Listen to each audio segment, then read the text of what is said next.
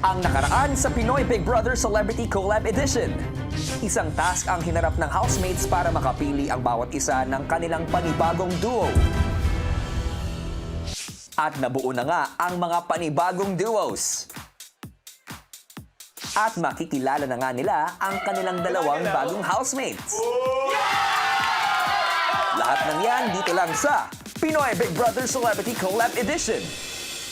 Sa kanilang pagpasok nga ay isang hamon agad ang haharapin nila Emilio at Vince bago nila tuluyang makasama pa ang housemates. Emilio at Vince, matanong ko kayo. Ano ang dalawang interesting na bagay tungkol sa inyo na gusto nyong malaman ng mga housemates? Siguro po, two interesting things na gusto kong ipaalam sa kanila is unang-una, mahilig ako magluto at sobrang hilig ko din mag-exercise. Bago po ako pumasok sa showbiz, naging investment banker po ako. Tapos yung pangalawa, wala po akong kapatid. Vince, anong hilig mong lutuin? Yung kahiligan ko po lutuin is yung diet food ko eh. yun po yung niluluto ko araw-araw, yung chicken breast. Chicken breast! Egg! Scrambled egg! Tsaka kamote po, yun. Boys, sa pagpasok nyo sa bahay ko, ay isang task ang ibibigay ko. And, ayun na. Let's go! Kayo ay papasok bilang mga jesters. Pero ang clown na ito Clown? ay hindi nakakapagsalita.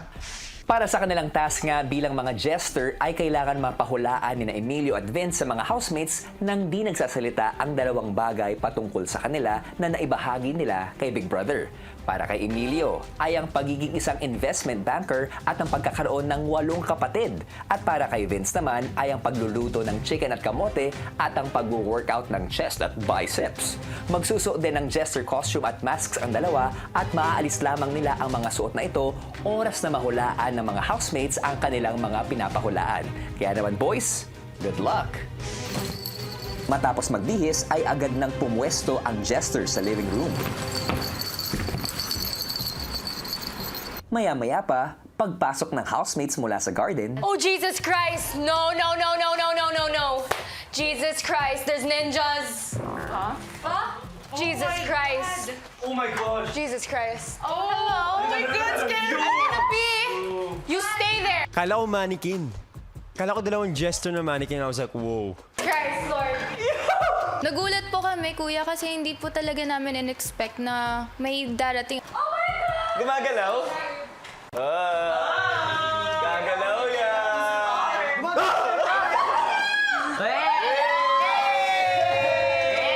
ilang saglit pa, nagbigay na ng hudyat si Kuya para magpahula ang mga jester. Okay, P-pop ka ba? Bakit? P-pop. One. Two.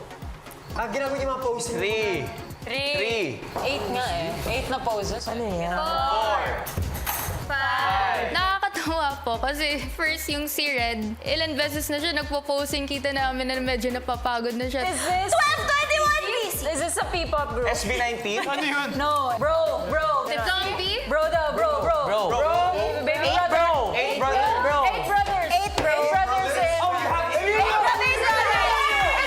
You're the 8 brothers sa pamilya. 8 siblings. Okay. You love working out.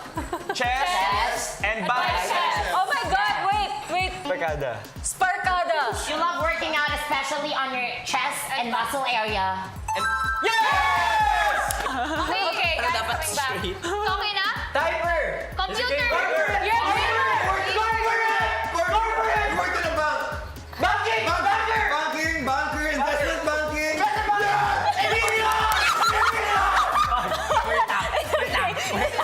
Nag-gesture siya na 8 siblings. Sabi ko, kilala ko na to. Alam ko na kung sino to. You work in a corporate and investment banking. Yes! Ako yung taga-pag- You?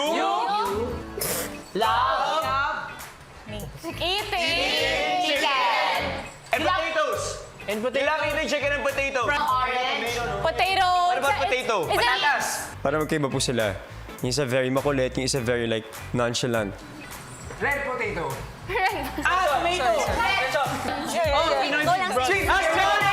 Sweet potato. To eat chicken and sweet potatoes. Let's go, Westner! Jesters, sa puntong ito, reveal yourself.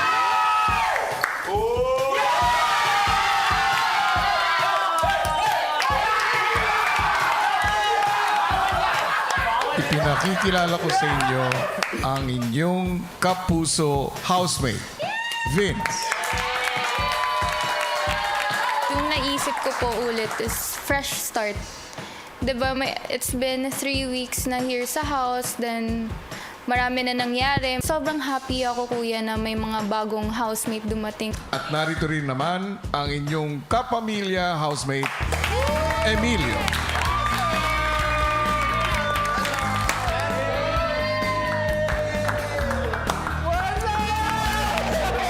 Kuya, I couldn't hold my excitement and happiness kasi Emilio, I consider him as one of my best friends dito sa showbiz industry.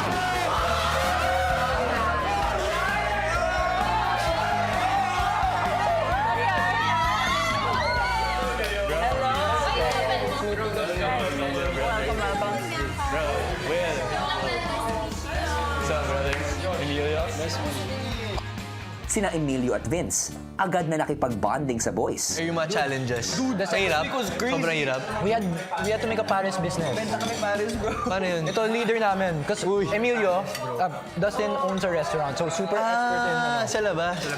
Okay, nice. Ilang saglit pa, sina Emilio at Vince nagkwento at nagpakilala ng mga sarili sa lahat ng housemates. Paano ko napunta sa pag-artista? Siguro nung bata pa lang ako, nag-start na ako mag-commercial, ganyan. Tinakay ko mag-audition sa GMA and ayun, nakuha naman ako. Then, ayun, doon na din ako na-in-love sa acting. Dati, bago ako mag-artista, like I said kanina, I was an investment banker.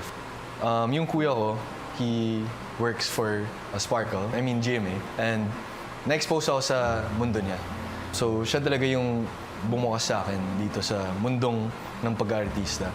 Napamahal talaga ako sa pag-aarte and yeah, that's why I'm here.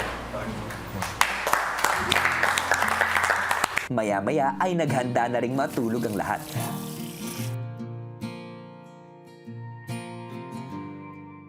Kinabukasan sa unang umaga ni Emilio at Vince sa loob ng bahay,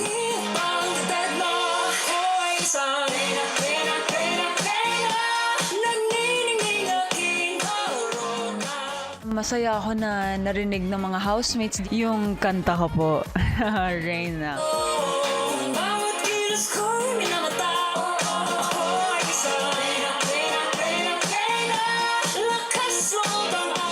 Naalimpungatan ako, kuya, pero when I really listen to the song, ganda. It's good. I feel like a She's Reyna. a queen. Good morning, Good morning, Filipinas. paglabas ng housemate sa living area,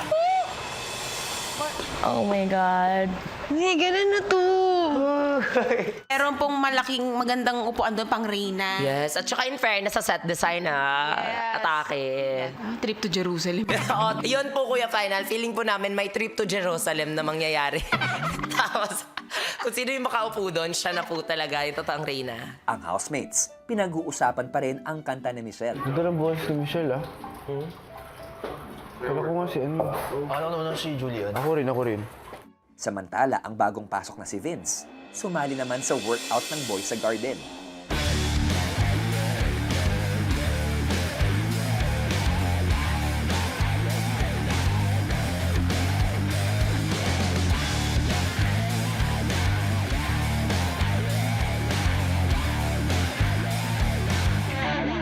Sa loob ng bahay, sinabihan ka naman ang kabonding ni Emilio. Are you excited? Oo, super. Grabe. Oo. Very excited talaga. I think, dati kasi bago pumasok, parang kinakabahan ako. Pero ngayon na nandito na. You're good, you're excited. And you're close to Ralph, no? Oo. Classmates kami eh. Ilang years ka na, Emilio, sa showbiz? 1 year pa lang. Kaka 1 year ko lang this month. Masaya talaga. Yung pag-workshop, yung preparation. Sobrang na-enjoy ko yung process. After workout, si Will naman ang kinausap ni Vince. Nahirapan ka din mag-adjust dito, Will. Ha? Nahirapan ka din mag-adjust dito. Oo, nung una talaga. Pero, wala. Mga siguro, start ng second week, wala na. Kasi, sunod-sunod din yung ginagawa eh. So, hindi ko na rin naisip. Tapos nasanay na lang din ako. Sino ba kasama mo sa labas? Parents na lang yan. Parents? Oo. Pero malabas din kasi ako kasama kaibigan. Kaya, yung mga time na yun yung naiinis. Maya-maya si Michelle naisipang ituro ang choreography ng kanyang kanta sa mga housemates. And si Charlie pala dancer. Charlie's a dancer. Pero, he's a really good dancer. I'll teach the chorus. Matuto ka din, halika. Matapos ituro ang steps sa mga dancers na sina Michael at Charlie, ay niyaya na ni Michelle na sumali ang lahat. So first is left over your face. Yep. Facing outwards. Switch to the right, covering your face. Tapos left hand, right hand up. Tapos to the side, and then up, facing forward, and twist and a twist. Okay, 1, 2, 3. Reina, Reina, Reina. Reina. Okay. Reyna ng niningning. Hirap ng mga niningning. Ito lang yan. Ha! Tignan nga natin. Handa na bang sumayaw ang lahat a la Reyna? Go, Michael! Go, Michael!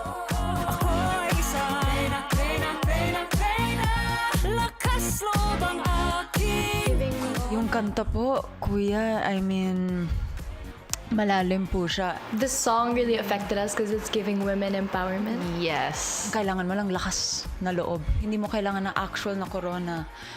You just need to be brave enough to chase after your dreams. Ano naman po, with the help of maraming housemates, naging masayang experience naman po siya. Corona! Ilang saglit pa, isang showdown ang naganap. Ito, literally just...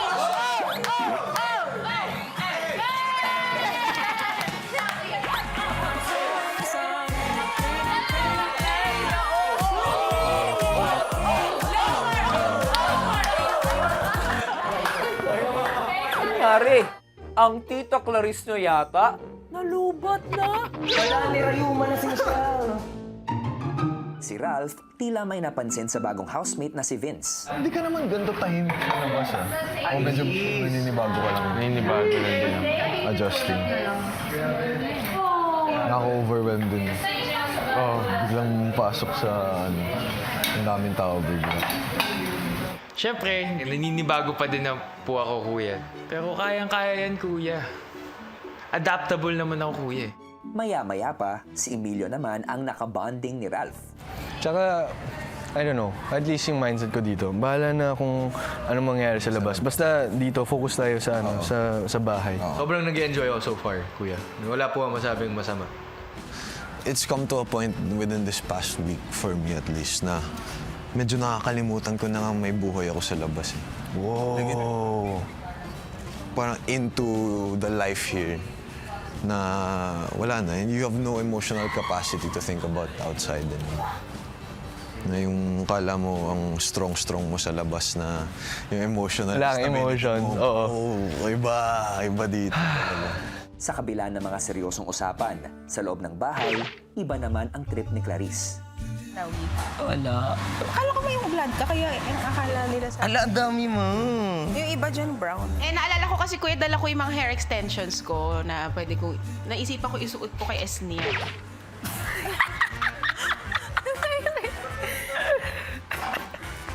Talikod lang. Reyna.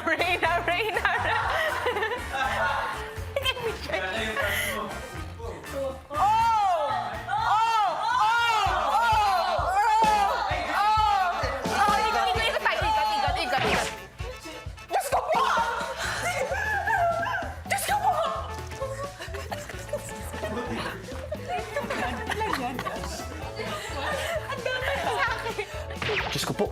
Talagang nakakalito naman kasi. Sino nga ba ang tatlong blondinang ito? Hi, Kuya. I'm Michelle B. Depektibo. Hi, Kuya. I'm Michelle B. Naliligo. And hi, Kuya. Ako si Michelle D. Patapos. Juice. You're bad. Difference. Pero paano kayo madidistinguish? Ano ba yung kakaibahan nyo? Pinakamatanda po ba, Kuya? Maganda, pinakamatanda. Pinakabalbon. Matanong ko nga kayo, ano ba ang feeling? Magkakamukha kayo. Kuya, imagine niyo po yung pag kumakanta ako, tapos tatawagin akong, Michelle. Hindi, tapos yung sobrang pinaghihirapan po niya, tapos yung camera pupunta sa ibang tao, di ba? Parang Hindi, yung kumakanta ako, tapos isisigaw nila, Michelle, ang ganda-ganda mo. Siyempre, gusto ko na identity ko. May pangalan ba yung triplets niya? Yung pangalan po ng triplets namin ay Destiny's Child.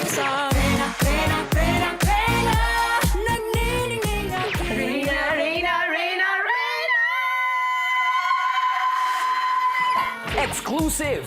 Dito lang magaganap sa Pinoy Big Brother Celebrity Collab Edition ang kanilang debut as a group. Please welcome Destiny's Child!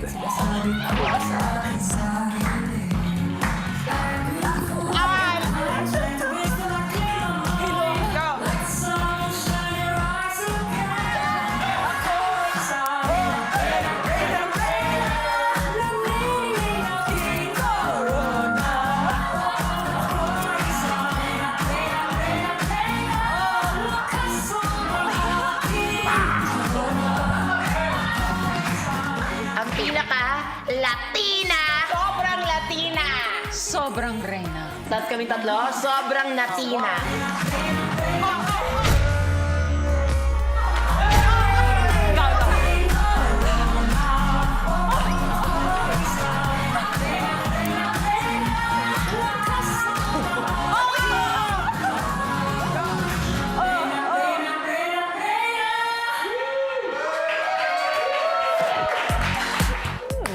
Ang saya naman panoorin ng Destiny's Child. Pero bukod sa sayang hatid niya, larawan din ng isang babaeng matapang at nagpapakatotoo na nakilala ng buong universe ang house guest na si MMD o Michelle B. Yes, ang tanong, Robbie, paano kaya maibabahagi ni Michelle sa ating celebrity housemates ang kahalagahan ng pagiging totoo sa sarili? Yan ang dapat niyong tutukan. Magandang gabi, kapuso at kapamilya. Hi, Robbie. Hello, Gabby. Kamusta? Okay. All good. At hello, Team Online all over the world. Layo ni Kuya na mas maging bukas at mas maipakilala ng celebrity housemates ang kanilang mga tunay na sarili. Kaya naman isang special task ang ibinigay ni Kuya sa tulong ni Michelle. Kung ano ito, narito, panoorin natin lahat. Good job! Matapos ang kasayahan, ipinatawag ni Kuya ang house guest na si Michelle. Kumusta ang pananatili mo sa bahay ko? At kumusta ang mga housemates para sa'yo? I think it's very interesting po kapag in-observe mo sila isa-isa. I like people watching din po kasi, tas I studied psychology pa. It's definitely a mix of different types of personalities and people with a common goal. And it's so nice to see how those different personalities po come together and work together. Pero bilang isang celebrity, kwentuhan mo nga ako ng pagkakaiba ng public perception at sa kung ano yung totoong ikaw.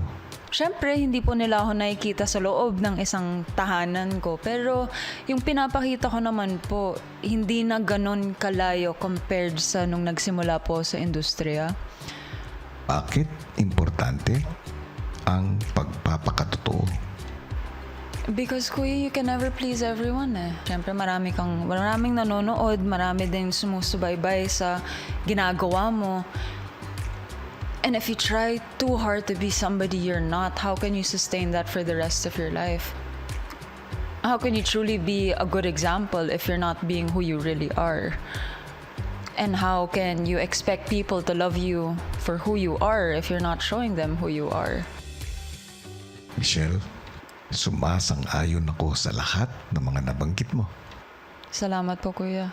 At dahil dyan, may ibibigay ako sa iyong task. Kunin mo yung task letter. Housemates, bilang mga celebrities ay nakikilala kayo ng mga tao. Ngunit paminsan, ang pagkakakilala nila sa inyo ay hindi lubos. Kung kaya gusto kong mas maipakilala nyo pa ang inyong sarili ng mas mabuti at mas malalim. Isa-isang uupo sa trono ang celebrity housemates at si Michelle upang magbahagi ng dalawang bagay patungkol sa kanilang mga sarili. Ang una, ano-anong maling pananaw o misconception tungkol sa kanila ang nais nilang baguhin. At pangalawa, ano-anong bagay o katotohanan naman ang gusto nilang ibahagi sa lahat.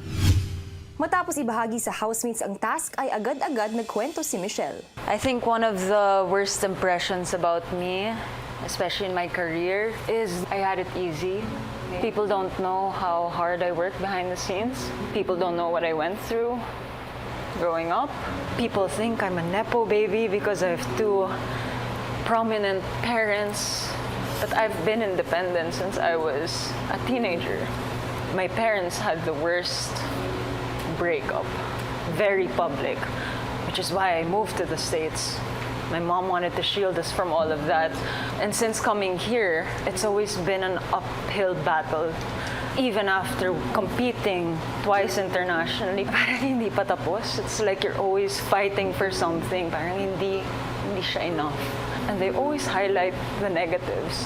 And you have to be so strong mentally. Just taking it day by day, people don't know I'm drowning. Very proud of where I am, but I know there's so much more that I can do.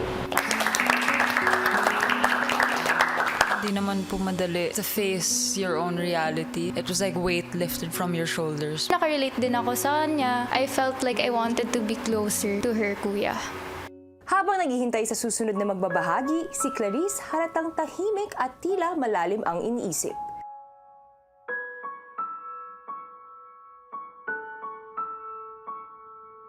Sumunod namang nagbukas ng sarili ang bagong kapuso housemate na si Vince. Madaming misconception sa akin. Mayabang ako, parang wala akong pakialam sa ibang tao, sa nakakamdaman nila.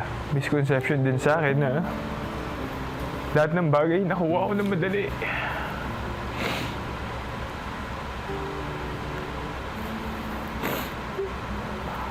Pero naghihirap din naman kasi ako. Nakikita ng mga tao na lahat ng bagay madali lang para sa akin. Komportable, lumaki. Siguro, isa sa bagay na gusto ko din malaman ng tao yung purpose ko sa buhay. Gusto ko talaga alagaan yung magulang ko kasi tumatanda na sila. Isa din yun sa rason kung bakit sumali ako dito sa PBB na hindi porket na pinalaki ako ng komportable wala na akong mga responsibilidad. Pero para sa akin din kapag naririnig ko yun, isa din yun sa parang nagbibigay sa akin ng motivation na i-prove sa ibang tao na hindi ako ganun. Naisip ko rin yun, yung sinasabi sa kanya na snobbish daw siya, na mayabang daw siya. You know, I do feel for him and I do hope he gets better. Sa pagpapatuloy ng pagbubukas ng housemates, ay susunod na magbabahagi si Esnir. Siguro yung malaking misconception sa akin is bakla ako. Straight talaga ako, guys. Misconception sa akin ng mga tao is sobrang saya kong tao, na sobrang dami kong kaibigan, at sobrang stable ko na sa life. Sana marami akong kaibigan na masasabihan ng mga problema ko. Kasi yung ibang tao, iniisip nila sa akin na, ay, okay naman ako, ay, ang busy kong tao. No one bothered to check up on me. Nung nag-start kasi ako sa pandemic, nagkaka-earn ako sa mga videos ko, tigpa 5K, tigpa 10K, ganyan. Tapos napapansin ko, wala na talagang ulam sa ref namin, and walang laman talaga yung ref namin always. So, okay, ako na bahala sa grocery ngayon, ako na bahala sa kuryente, ganyan. Sobrang little things lang hanggang sa palaki ng palaki, hanggang sa may opportunity ako dito sa Manila. doon pala magsisimula yung problem ko sa family ko. One day, mag-call sa akin yung parents ko, tapos sasabihin na makukulong na papa ko. So, bakit? Kasi daw may utang daw kami. Tapos, sakto pa na yung utang namin is ganun kalaki sa makukuha ko. Eh, syempre, ayoko makulong papa ko. Kaya, binigay ko. Tapos, nangutang ako. Doon na nag-start yung utang chronicles ko. Syempre, since medyo malaki yung binayaran ko para lang hindi makulong yung father ko, like, kumayod ako, tinanggap ko lahat ng brands. Everyday, gagawa ko ng script, mag-edit ako, mag-shoot ako. Tapos sobrang busy ko that time na nagme-message sila papa sa akin kasi monthly sila nagme-message na saan yung pera, ganyan. Tapos, hindi ako nakapag-reply. Doon ko unang natanggap yung unang message ng papa ko sa akin na grabe ka magpasarap dyan sa buhay mo dyan. Kaya mong makita yung parents mo na naghihirap. Pero sige lang, gusto ko malaman mo na mabubuhay kami kahit wala ka. Sobrang sakit sa akin nun kasi ginawa ko doon para sa kanila. Hindi ako humihingi ng mga bagay sa kanila. Ako yung bigay ng bigay. Natatakot nga ako tawagin sarili kong breadwinner. Kasi si Papa, sinabi niya sa akin, huwag mo naman i-take credit lahat kasi nagwo-work ka. Gets ko naman yun, kaya hindi ko tinatawag sarili ko na breadwinner. Every month, nag-message siya sa akin na, hello, John, kamusta? Tapos, magre-reply ako. Tapos, yung afternoon always na nanghihingi. Never ako na-chatan ng kamusta lang. Never in my life naging close to me. Never in my life nakapagsabi ako ng I love you sa kanya. Never in my life sinabihan niya ako ng I love you. Na sobrang saya ko na anak kita. Wala ako narinig na ganun. Kaya, ayun, gusto ko talaga na sumali dito kasi hindi lang dream ko sa sarili ko na gusto kong maging kauna-una ang LGBT representation sa Big Four. Pero talaga mostly para talaga sa pamilya ko. Gusto kong malaman nila na sobrang mahal na mahal ko sila. Na sobrang mahal kita pa. I'm doing everything for you. Kahit wala man tong PBB or meron, gusto ko lang no, magiging okay kami ng papa ko kasi parang buong buhay ko to binibit-bit na. Hindi ko po mapigilang maiyak. Bilang malapit pong kaibigan ni Esnir dito sa loob, nasaktan din ako for him. And seeing him open this up, I'm just so proud of Esnir. Abangan bukas, isang mapusong paglalahad ng katotohanan. I think some of you have known of me through misconceptions about me and most of it is usually mayabang ako, red flag ako, or playboy.